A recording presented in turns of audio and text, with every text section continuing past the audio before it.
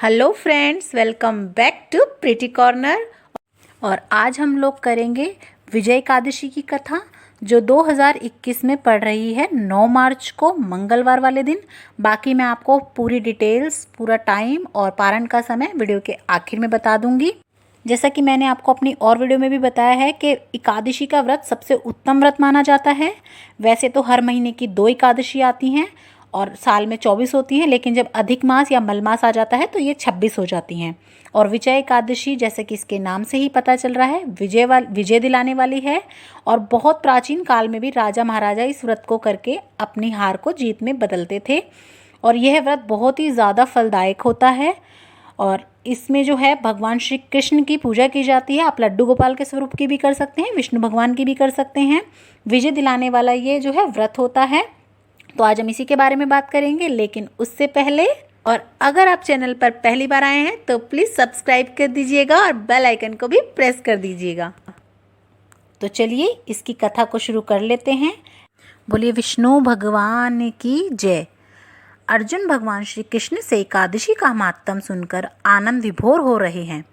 जय एकादशी के महात्म को जानने के बाद अर्जुन कहते हैं, माधव, फागुन मास में कृष्ण पक्ष की एकादशी का क्या महत्व है, आपसे मैं जानना चाहता हूँ। अतः कृपा करके इसके विषय में जो कथा है वह सुनाइए। अर्जुन द्वारा अनुनय पूर्वक प्रश्न किए जाने पर श्री कृष्ण कहते हैं, प्रिय अर्जुन, फागुन मास की कृष्ण पक्ष की एकादशी विजय एकादशी के नाम से जानी जाती है। इस एकादशी का व्रत करने वाला सदैव विजयी होता है। हे अर्जुन, तुम मेरे प्रिय सखा हो, अंत में इस व्रत की कथा तुमसे कह रहा हूँ। आज तक इस व्रत की कथा मैंने किसी को नहीं सुनाई। तुमसे पूर्व केवल देवर्षि नारद ही इस कथा के ब्रह्मा जी से सुन पाए हैं। तुम मेरे प्रिय हो, इसीलिए तुम मुझसे यह कथा सुनो। त्रेता युग की बात है। श्री रामचंद्र जी, जो विष्णु के अंशावतार थे, अपनी पत्नी सीता को ढूंढते हुए सागर तट पर पहुँचे। सागर तट पर भगवान का परम भक्त जटायु नामक पक्षी रहता था। उस पक्षी ने बताया कि सीता माता को सागर पार लंका नगरी का राजा रावण ले गया है और माता इस समय अशोक वाटिका में है। जटायु द्वारा सीता जी का पता जानकर श्री रामचंद्र जी अपनी वानर सेना के साथ लंका पर आक्रमण की तैयारी करने लगे, परंतु सागर के जलजीवों से भरे दुर्गम मार्ग से होकर लंका पहुंचना प्रश्न बनकर खड़ा हो गया। भगवान श्री राम इस अवतार में मर्यादा पुरुषोत्तम के रूप में दुनिया के समझ उदाहरण प्रस्तुत करना चाहते थे। अंत आम मानव की भांति चिंतित हो गए। जब उन्हें सागर पार जाने का कोई मार्ग नहीं मिला, तब उन्होंने लक्ष्मण से पूछा कि हे लक्ष्मण, इस सागर को पार करने का कोई उपाय मुझे सूझ नहीं रहा। अगर तुम्हारे पास कोई उपाय है तो बताओ। श्री रामचंद्र जी की बात सुनकर लक्ष्मण बोले, प्रभु, आप स्वयं सर्व सामर्थ्यवान हैं, फिर भी मैं कहूँगा कि यहाँ से आधा योजन दूरी पर परम ज्ञानी वक्दालभ्य मुनि का निवास है। हमें उनसे ही इसका हल पूछना चाहिए। भगवान श्री राम लक्ष्मण समेत वक्दायभ्य नाम के मुनि के आश्रम में पहुँचे और उन्हें प्रणाम करके अपना प्रश्न उनके सामने रख दिया।